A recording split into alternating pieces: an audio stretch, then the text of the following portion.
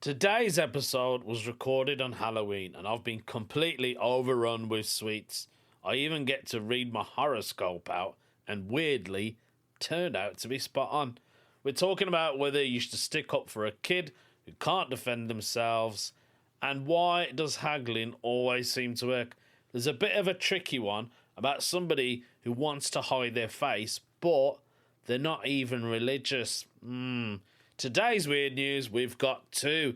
This time, because the first one, let me just tell you this, it cracked me up. I'll explain it all. It's episode 194, Every EVRI.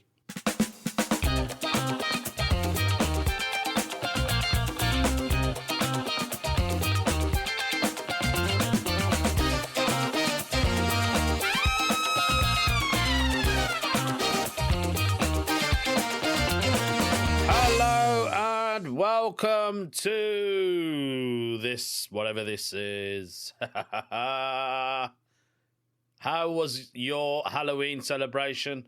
Those of you who celebrated, for me, it is the day of Halloween. It's the 31st of October when I'm getting to record this particular episode. So I'm looking forward to Halloween. I don't have any gig tonight. I didn't put my availability down on the Comedy Pro Forum. There's a pro forum where comedians say, I'm available on this date and that date. For some reason, I blanked it out. I don't know why. I mean, I'm not celebrating Halloween, but I thought maybe the kids want to do something. Maybe they can take them out. It is the school holidays in the United Kingdom. Those of you in the UK going, we know that, mate. But I've got listeners all over the world, from the USA, Japan, Germany, and somebody in Russia, apparently. I don't know who that is. Hello to the Japanese and the Russians. You're both welcome to this podcast. If you do listen to this podcast and you're from that country, let me know. I want to know who you are. In other news, I'm doing a show. Yes, Half Soaked Reloaded, in brackets. I've called it Half Soaked Reloaded. So it's my same show with new bits in it at the Leicester Comedy Festival. That's when I am doing it next year, 2026. On Sunday, the 15th of February. Starts at 8:30 in a venue called the King Richard III Pub. That's in the city centre.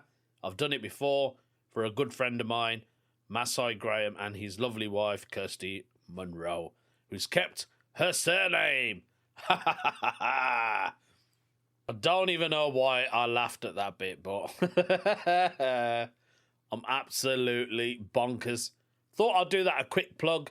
Those of you who want to come and see me, come to the Leicester Comedy Festival. I will be there next year.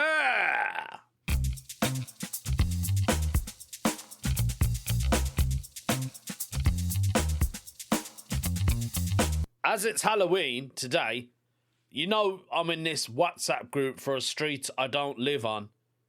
I've just invited all of their kids to my house to come round and grab some sweets. We've got so many sweets at home. I think I went shopping a couple of weeks ago and I thought I'll buy it now before the rush happens. So I've got loads of like lollipops, sweets, jelly sweets, candy, whatever you want to call it. I've got 2 big jars waiting by my front door for the trick-or-treaters to come round. That's what I'm doing. I'm waiting for them. Maybe that's the reason why I'm not gigging today. That's probably the reason. It's not even for my kids. It's for strangers, children. That's probably what it is. I thought there's nothing to talk about in my life because I've done nothing. Oh, I can tell you this. I've just had a quick look on my Facebook. So you know I didn't have a gig, right? I don't really read my horoscopes very much. For some reason, I don't know why. I just thought, let me read it, right? So I'm a Pisces. My birthday's on the 20th of February. So I'll fall on the cusp, I think, or just the day after. I would say I'm more of a fish than I am of an Aquarius. I don't think I'm an Aquarius. I think I'm a full-on fish. Right? So, I was reading my horoscope for that day, which was last week, Saturday, and I never had a gig, as I said. And this is what it said, right? It said, you're not a side act, you're the headliner. But even stars warm up first. Step back, breathe, watch the room before you make your entrance, like you own the place. When you do step forward, turn up your natural confidence and show everyone exactly why you deserve that spotlight. And I read it and I thought, oh, that's lovely, man. That he's talking about my gigs. And then I went, I haven't even got a gig. And then you're not going to believe this. 20 minutes after I read it, I got a message from a promoter and she was like, are you still free tonight? And I went, yeah, I am. She went, oh, I'll let you know in 20 minutes. I might have a gig for you. She got back to me after another 20 minutes. And she was like, yeah, the gig's yours. And I was like, no way. That's so weird. I read a horoscope that put me in this spotlight, say, you're going to smash it tonight. And I did. And I was like, wow, amazing. So I thought, why don't I just read my horoscope today? Some of you out there probably thinking, oh, I don't believe that rubbish. Well, it's better than religion, isn't it? That's all I'm going to say. It is better than religion. I've just remembered I've turned my phone off onto aeroplane mode to stop people from calling me. So I've got it now. I'm going to read today's one. We're going to read it together. Friday, October the 31st on Halloween Day.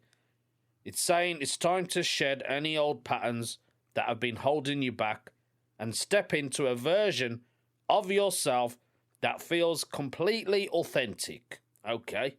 Your instincts are incredibly sharp right now. Oh yeah, I know that. I was in the gym this morning, right? And I was looking at myself in the mirror and I thought, oh God, you look good, don't you? So that's my instincts. So trust them completely. I am. When deciding what truly reflects what you're becoming. What am I becoming? Probably a star. Don't be surprised when people do double takes as you move through your day with this new confidence, radiating from every step you take. Oh yeah, I've seen people looking at me at the gym going, hey, look at this geezer, he's proper built, isn't he? That's my daily horoscope. And my compatibility today's a Taurus. My son's a Taurus, so maybe he's my compatibility today. So I'll probably just end up talking to him.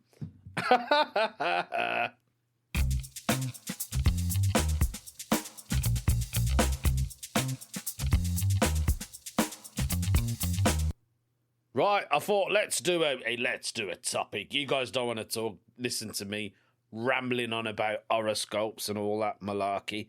So let's start with, am I the a-hole? Am I the a-hole? Tell me the truth. Am I the a-hole? Tell me the truth. Am I the a-hole? Today's post has been put up by somebody called OK Record. Very interesting username there. OK Record is saying, am I the a-hole for telling my neighbour that the reason her son is in jail is solely his fault and not the victim's? Oh, what is this all about? Shall we have a look? So, my neighbour's son was in the police academy, and I guess he had to do an internship at a juvenile facility. One of the inmates there was a 13-year-old girl. Happy birthday to her. So apparently, this girl stripped naked. What? And enticed him, and they had a bit of rompy-pompy. At 13, that's disgraceful.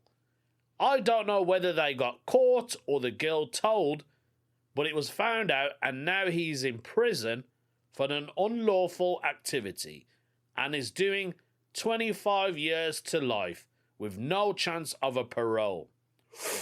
Oh, my neighbour is saying it's the girl's fault because she enticed him and men can't control themselves.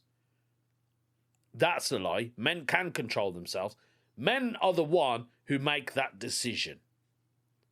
If this girl is 13 years old and this person has done unlawful things with her, that doesn't make any sense. You should know better, mate. I told her that was a load of BS. Men have control. He was the adult. Exactly. And it was responsibility to tell her to put her clothes on. Yes, it was. And walk away. She got mad saying men can't control. I said, so you're saying he has no reasoning ability and that he is no more than an animal, which is another reason he should not be around a vulnerable demographic. She called me an a-hole. Oh, really? I went back to her house in tears. Right, so she's called you an a-hole. She obviously has just heard the truth. That's the reason she's crying and ran into her house. I told her the only a-hole in the scenario was her and her son. Her for trying to blame a child and him for falling for it and abusing a child.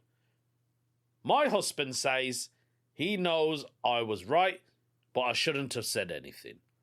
As a child who was abused and blamed for it by adults, I can't. She was treated really bad when she was 7 by one of her uncles, and my mother told me it was my fault. Oh my God. Because I enticed him. By always being around. She literally brought me to his house and said I should have waited outside and nothing would have happened. So when my neighbour said that, it triggered me. I can see why. My husband hugged me and said he gets it and then apologised. But a part of me wonders if I am an a-hole for telling my neighbour the truth. Oh, this is a tricky situation. Because you was obviously having a conversation by the sounds of it before this. Yes, you were right in a way to address that it's not the little girl's fault. I mean, she's a child, for God's sake. A 13-year-old child. And for someone to protect their own adult son or daughter, whatever it is, regardless, that's wrong. They should have looked at it in the other person's shoes. And the thing with this is, right, I mean, I don't really talk about this a lot on my podcast, but it's going to have such a big an effect on this girl's life. I mean, this person knows who's wrote this post. She's been through it. It's just traumatic. It's not a good thing. I don't even know, but you are not an a-hole. I'm glad you spoke your mind. You stood up for someone who you didn't know, who got vulnerably abused. Do you know what? Yeah, stand your ground. The mother needs to see sense, and hopefully she will.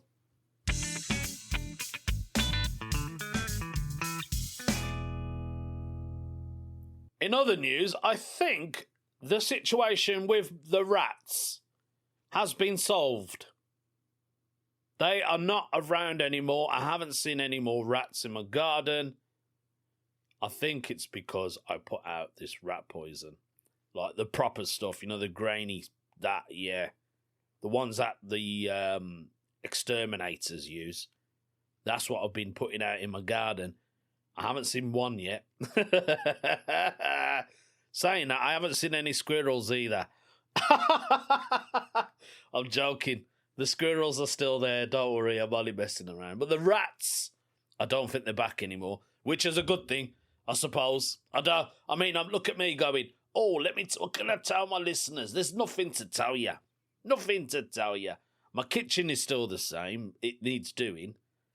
I've got a feeling they're going to start next week, according to my wife. That's what she told me.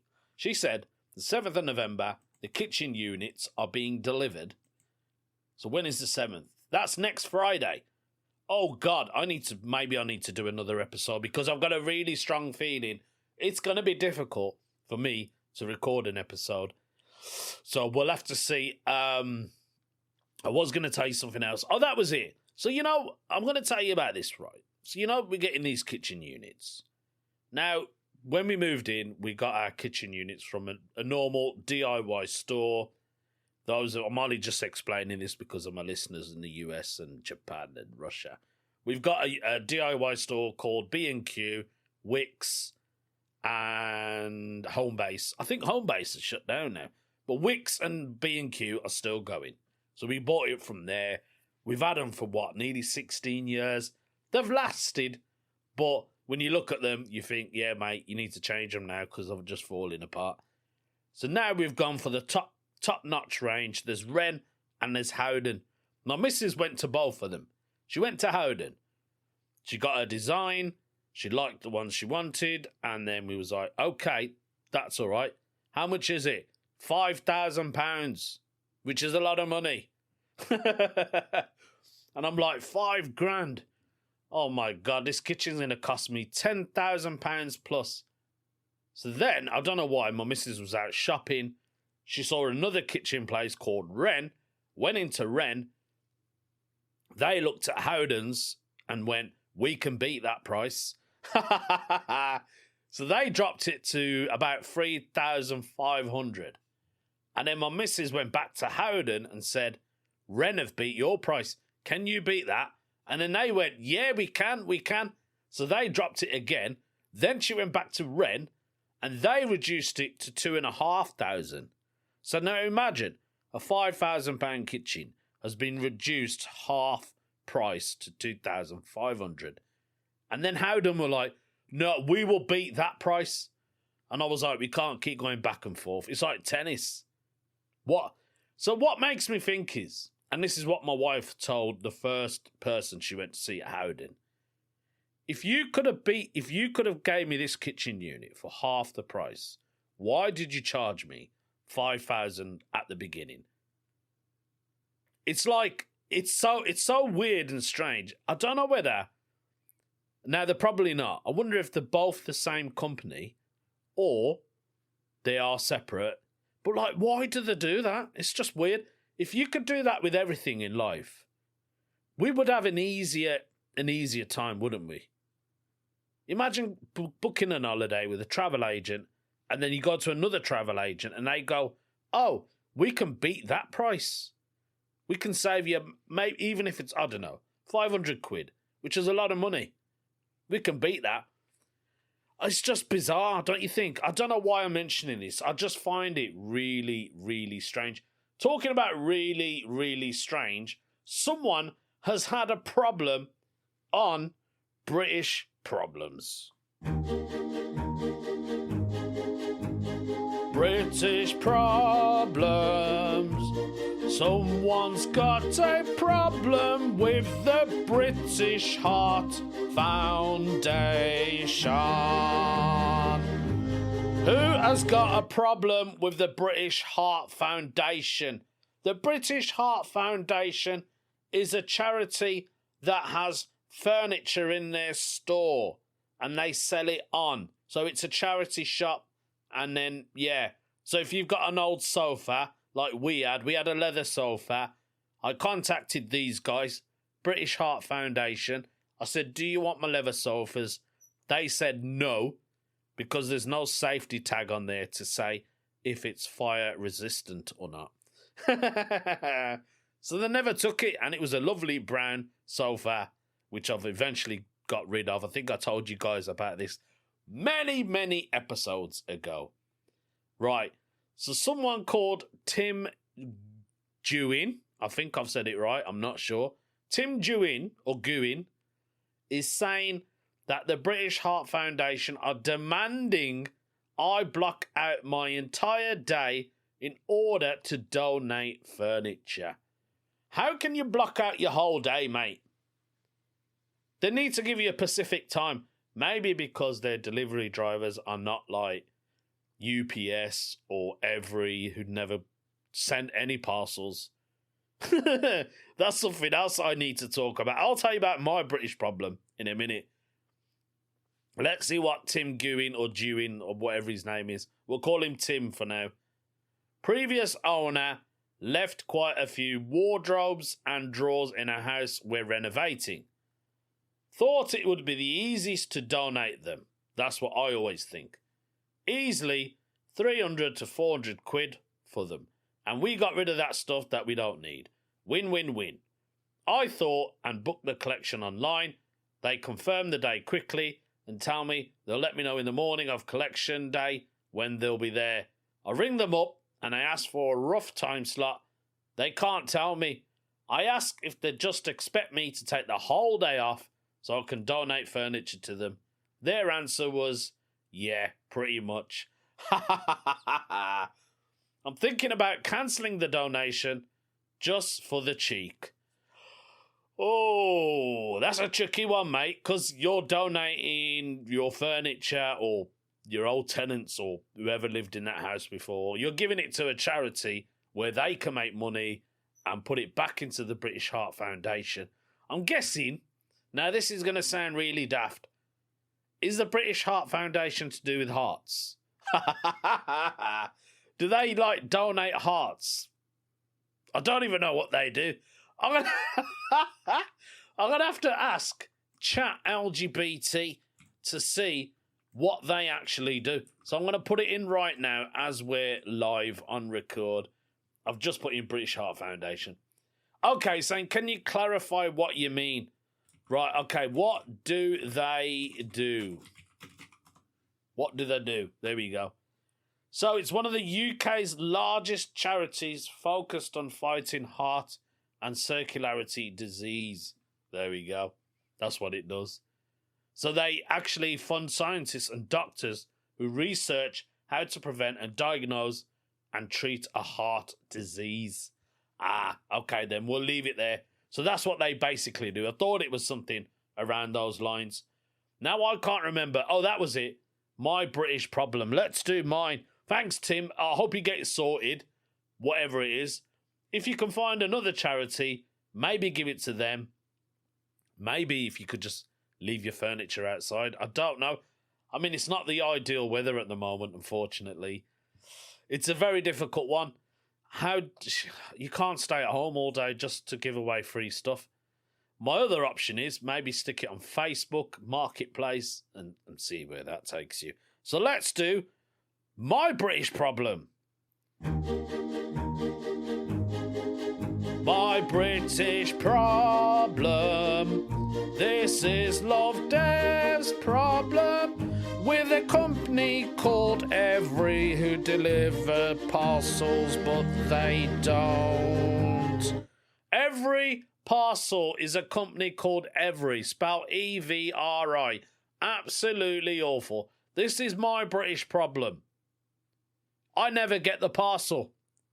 It's very rare, especially when I'm ordering from Vinted or another company. Honestly, I've ordered maybe 2 or 3 items from Vinted. Now, I'm not saying it's their fault because they have posted it. Maybe they sent it with Every. I don't get it.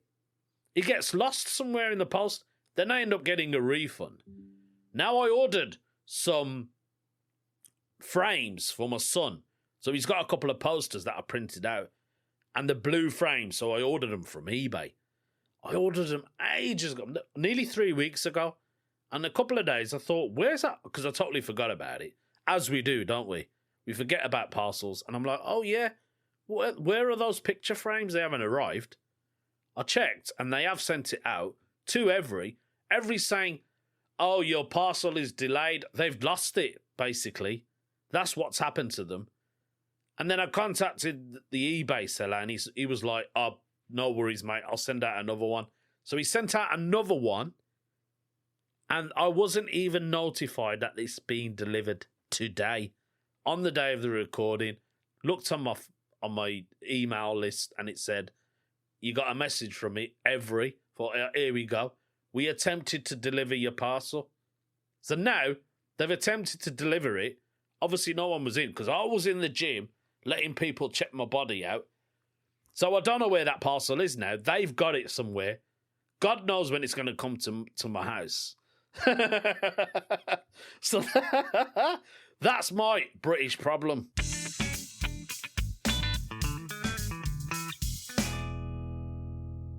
Right, it's almost time to end the podcast, but I'm going to do one more Reddit feature. It's a confession. Fashion's the church, red is the priest, the clique, the clan, so fuel the beast. I don't even know why I'm singing the lyrics. Okay, Far Republic. It's been posted by Far Republic. They have a confession. I wear a burqa / niqab as a disguise on the regular. Why do you wear a burqa or a niqab? Are you a Muslim or you're just pretending to be one? As the title reads, says Far Republic, I'm a 19-year-old non-religious woman. Happy birthday to you for a non-religious 19-year-old who just really dislikes being around other people. What better disguise can you wear? I also have a lot of friends and colleagues who live in the same area as me that I often see at a bus stop. To avoid being recognised by people, I usually wear a niqab. That's the face and body covering veil. Whenever I go out to run errands, I usually wait until no one is at the same street as my house before I leave, as it would seem weird that a random woman in a niqab would regularly leave or go into a home. Though I do get stares since I live in a non-Muslim country. It's still very common for women to wear a hijab in my city, and you do see a woman in a full coverage veil sometimes. Even though I get stares, I feel so much more comfortable knowing that no one can actually see or recognise me. Interesting. They have edited it as I live in Sweden. So you basically hide yourself from other people. You haven't actually answered if you are a Muslim, but you said you're a non-religious woman. So you don't have any religion at all? I mean, what better disguise can you wear? That's all I'm thinking. I mean, you could walk around like a nun, but you're still showing your face. You could wear a beekeeper outfit, but that would be really weird. So I'm guessing you're probably wearing the best thing. I wonder if you ever get racist comments or looks because of what you're wearing. That would be a very interesting social experiment. I'm sure people have done it and put it on TikTok. But that one, yeah, it would be very interesting. That we'll end that one there. I was going to do a weird news story, but guess what? There's two.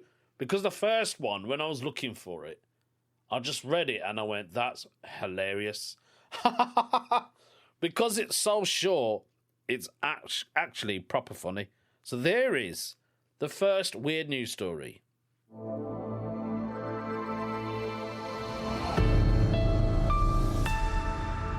A woman facing charges after a police say she lit a crack pipe while on oxygen at hospital. She lit a crack pipe while she was on oxygen. That is hilarious. I mean, like, does she get extra high? Why would you? Oh my God. A woman suffered severe burns after investigators say she tried to light a crack pipe while she was in a hospital bed. The Brentwood Fire Department was called to hospital in Sawmill Run Boulevard. I'm guessing this is US, where a Monique Herrickson, shout out to Monique Herrickson, who's 55 years old. Happy birthday to that crackhead. From Petersburg, had severe burns to her face, hands and hair. Officials say they found she started a fire when she tried to light a crack pipe while on oxygen. Oh my God, that is horrendous. That wasn't the one I was going to do. This one is a different one, so let's just do this one and then it's the end of the podcast.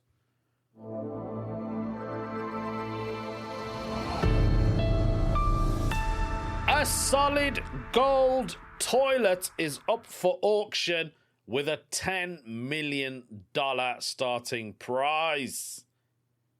A gold toilet. For sale, the world's most valuable toilet, a lavatory literally worth its weight in gold.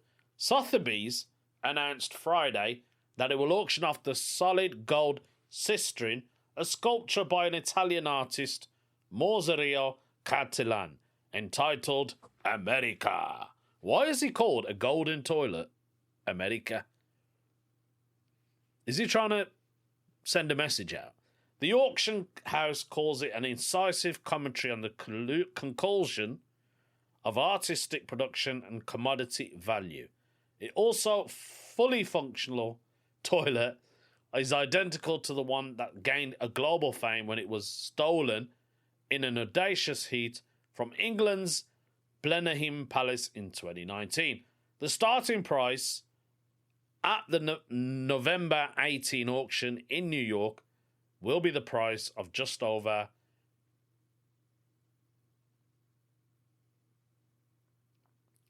The starting price at the November 18 auction in New York will be the price of the just over £223 of gold used to make it is currently around $10 million. David Gallopin, who's head of the contemporary art at Sotheby's in New York, said Catalan is the consummate art world procurator.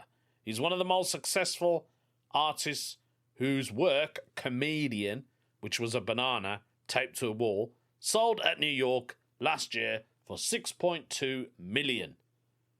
Him, Catalan's unsettling sculpture of a kneeling Adolf Hitler, sold for $17.2 million.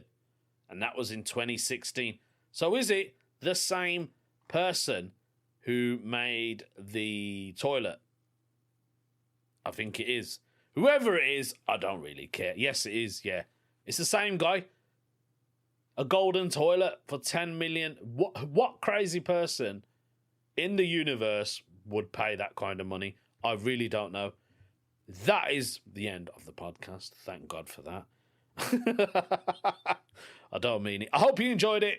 Hopefully, there will be another episode. If you enjoy this one, you know what to do. Share it, like it, all that malarkey.